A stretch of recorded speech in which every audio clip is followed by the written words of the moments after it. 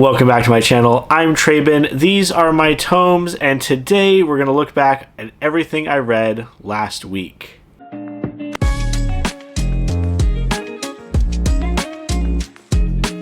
When mentioning this video to my wife, I talked about how I only read 3 books last week, and she was like, only 3, as if that's not a lot for a single week, which, fair, but it's not a whole lot to talk about. We're going to go ahead and jump into it, keep this video on the shorter side, hopefully, and talk about Enchanted Greenhouse by Sarah Beth Durst, which is the first thing that I got through this week.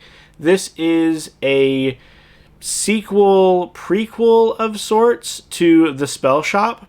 It is set in the same world, but follows completely different characters. Our protagonist is a character who was mentioned in the first book and who has a connection with the events of the first book, but in a very tangential way, but thankfully one that is brought up toward the end of this installment. This is the story of Turlu, a librarian for this great accumulation of magical lore and this great library, who, because she broke the laws of magic in this kind of authoritarian regime where magic is understandably but kind of overbearingly relegated to very specific people to use because it is viewed as dangerous, because she used magic on her own,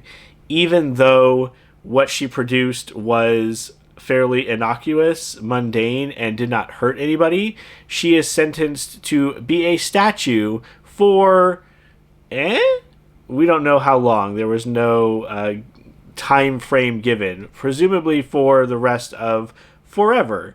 But she finds one day that she has been liberated from this imprisonment, this statuification. She mentions in the book that there's no real word for what you call getting turned into a statue, and I find myself struggling with that same issue right now.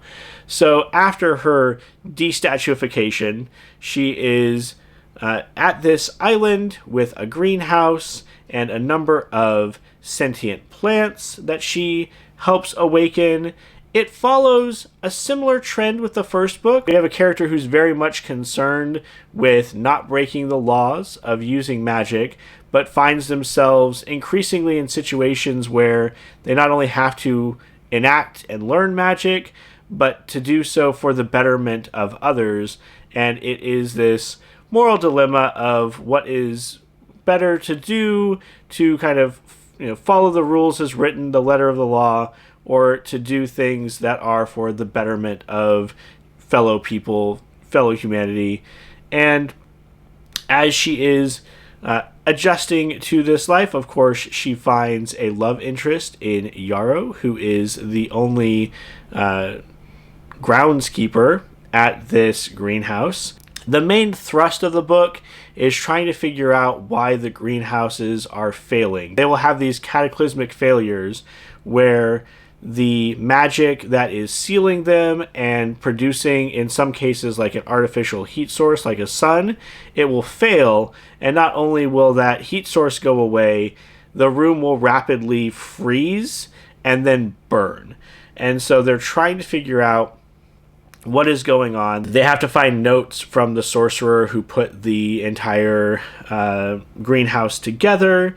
They have to kind of parse a little bit about what they know about his life to figuring out what he ultimately did that caused these problems to begin. Now, I had some complaints with the Spell Shop, which I detailed in my review on the channel, and chief among them was just that there seemed to be not just low stakes, but no stakes. In that book, the tension in the story was almost 100% within the mind of the protagonist. She would worry endlessly about what she was doing and if she was doing the right thing, and then really nothing bad ever happened when she acted on these things that she was so stressed about. I will say, to the credit of the author, that this book does a much better job of actually having consequences and stakes. There are real and lasting problems when the character fails to act or fails to act quickly enough. But ultimately, we are talking about the fate of a very small, insular group.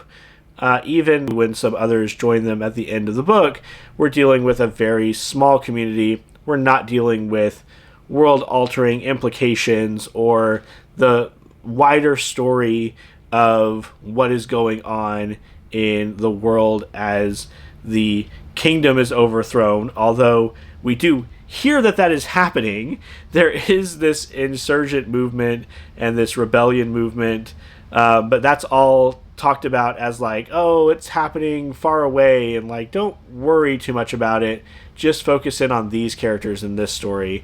And I really did feel like it was a stronger book than the first installment, than The Spell Shop, but ultimately it wound up in the same spot. It's a 4-star for me.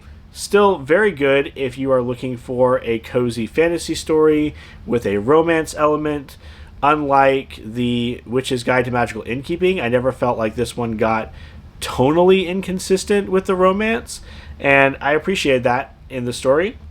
And I also liked how it kept the stakes fairly low. So, as a fan of cozy fantasy and those low-stakes stories, I felt like this was a very solid entry into that genre. Next up, we have What Moves the Dead by T. Kingfisher, which is going to join Thornhedge and Nettle and Bone as 4-star reads from this author. Always a solid read with T. Kingfisher, but none of their books have gotten to that 5-star for me. This one is an adaptation of The Fall of the House of Usher. I can't speak to how much of a interpretation or reimagining it is, because I can't recall if I ever read Fall of the House of Usher. If I did, it was during high school, and I don't remember it. However, I will say that this does a very good job of laying a foundation for a very creepy setting. I like the way that T. Kingfisher brings in the environment within their stories and how that plays a crucial role in setting the tone, but also in progressing the plot as it goes along. This novella follows Alex as they are called to the home of their friend or acquaintance. They haven't spoken in many years. When they get to the house, there is a lot made of the fungus surrounding the house, a lot made of the strange ways that the animals behave around the house, and also of the very gaunt appearance of not only their friend, but of the friend's sister. And the story continues to build on these elements in a way that really does ratchet up the tension. I feel like, as an outside observer, and knowing that you're going into a horror story, that you understand the implications of what's happening well before the characters do.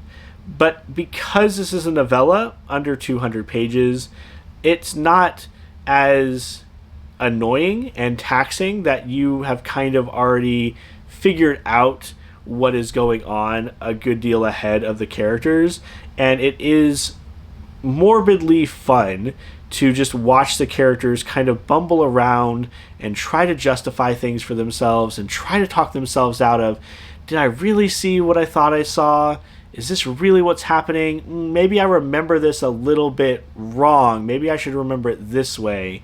And kind of talking themselves out of the reality of their situation, while you know they're getting further and further into something that might be a very dangerous situations that they're not going to be able to escape from. I felt like, again, the mixture of the nature surrounding the house and the moors, the lake that's outside of it that is like stagnant and not beautiful, not picturesque, was all very interesting, very atmospheric read, and I really liked the tension that this was able to build. Solid, spooky book to read during like the holiday season, the spooky season. And again, because it's T. Kingfisher, you know that the prose is going to be solid. Definitely one that I would recommend if you are into kind of the body horror subgenre of horror lit.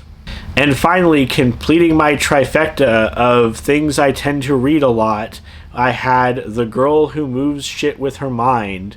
The Girl Who Could Move Shit With Her Mind? I think that's the title.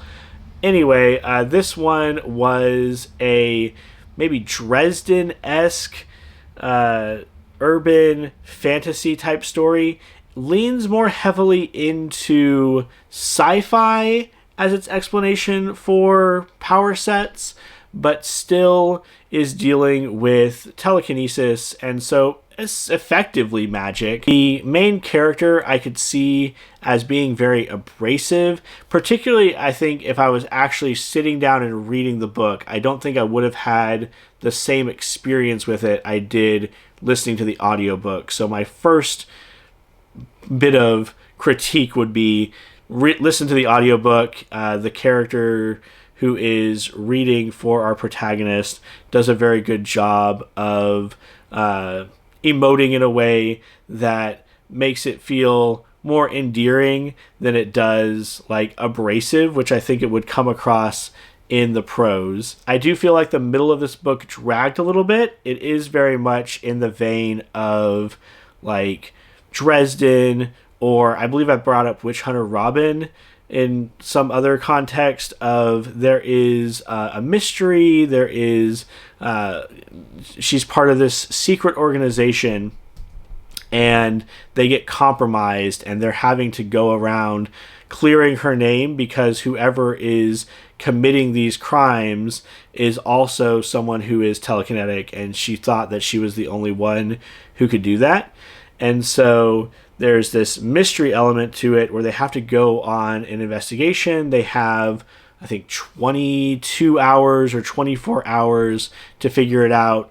There are a number of fast-paced action sequences, but there's also just as much kind of sitting around and talking through different ideas, talking through emotions and relationships between the different members.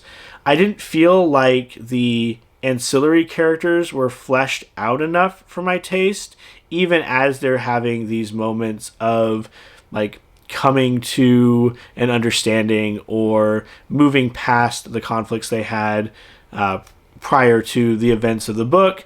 I just felt like there wasn't enough depth to those secondary characters, but I really did like the protagonist.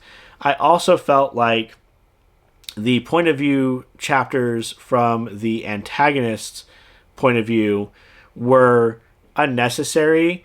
I didn't find them very compelling. Like, I kind of tuned them out mostly when they were coming in. Like, I would follow the beats, I would follow the plot, but I didn't care for that character. And ultimately, I think it only served to have kind of a twist moment at the end, this reveal of something that was a bit misleading going up through the story. If you're a fan of that urban fantasy or urban magic, like Prospero War or Dresden Files, you like a character that's a little crass and a little bit like prickly, but still has good intentions, and you want a character who has kind of a snarky attitude, I think that this would do well. I think this would be a good fit. I also felt like the end took forever. It felt like the Lord of the Rings endings where we had to cover every single minor plot point that we had spread out so far. So listening on audiobook, I want to say the main conflict ended. We had our climax, and there was still an hour and a half left of the audiobook to go through every piece of the denouement, like the wrapping up of things, of every single thing we could possibly have touched base on, and then at the very end have another gotcha another reveal that maybe would entice you to come back for a sequel. I know this is a series. I think it is currently 4 books long. I wouldn't be opposed to looking at the next book. I feel like it's going to be something lower on my list, something that I don't have the urgency to get back into the same way that I do with like the Sun Eater series, for example. This one also ended as a 4. It was a week of 4 stars because, again, the middle dragged a little bit, and then that ending with just having to address every single thing felt like it went on for too long.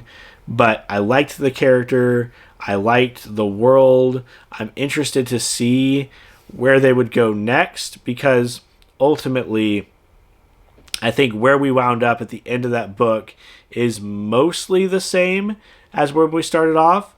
Like, they hand-waved away a lot of the conflict that was established in that book.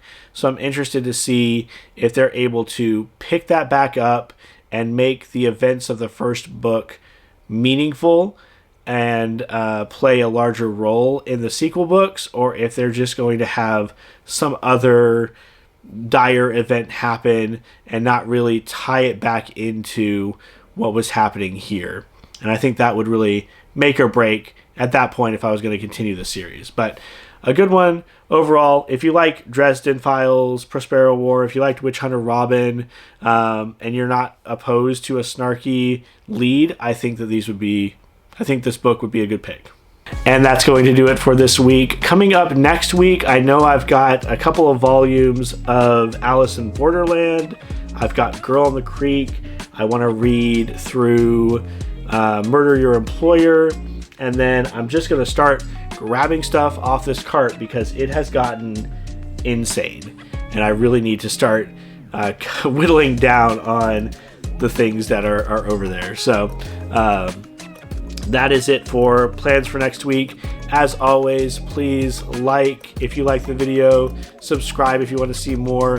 Help us grow this corner of our BookTube community. I hope your reading journey is going well. And until the next one, take care.